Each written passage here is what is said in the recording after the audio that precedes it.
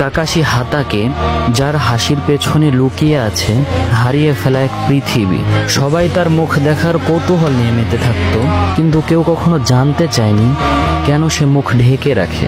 তার মুখোশের পিছনে লুকোনো ছিল শুধু একটা মুখ নয়, লুকোনো ছিল অসহ্য এক যন্ত্রণা। এই গল্পটা শুরু হয় এক বেদনাদায়ক মিশন দিয়ে। কাকাশির বাবা ছিলেন এক মহান শিনবি, যার নামেই ছিল ভয়, সম্মান আর দায়িত্ব। কিন্তু একদিন একটা সিদ্ধান্ত তার জীবনে সব বদলে দিল। কাকাশির পিতা সাকুমো হাতাকে তার সাথীদের বাঁচানোর জন্য তার মিশন অসম্পূর্ণ রাখে, কিন্তু এই কারণেই গ্রামের লোকেরা তাকে বিশ্বাসঘাতক বলে উপাধি দেয়।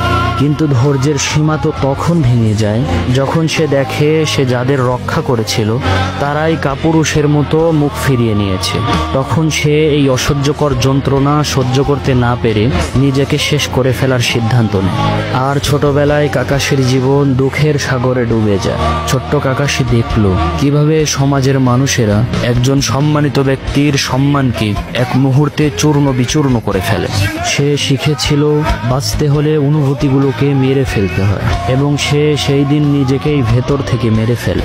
বন্ধু অবিটো তাকে শিখিয়ে গিয়েছিল বন্ধুদের ফেলে যাওয়া শিনবি নয়, সে একজন নিকৃষ্ট ব্যক্তি। আর সেই কথা বুকে নিয়েই সে বাঁচে প্রতিদিন।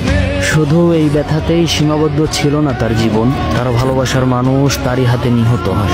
আর ঠিক সেই মুহূর্তেই কাকাশির আত্মা চিরদিনের জন্য নিঃশব্দ হয়ে যায়। সে হেসেছে যাতে অন্যরা তার কান্না শুনতে না পায়, সে বই পড়েছে যাতে তার ভাঙা হৃদয়টা কেউ না দেখে। তার শারিঙ্গান দিয়ে সে হাজারটা জাদু শিখেছে, কিন্তু সে নিজের যন্ত্রণা ভুলে যাওয়ার জাদু কোনোদিন শিখতে পারেনি।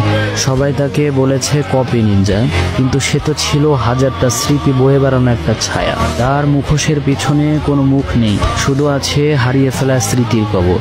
শেষমেশ সে হোকাগে হয়েছে, কিন্তু সে নিজে জানে সে এমন এক ছায়া যে তার আলো কখনো খুঁজে পায়নি।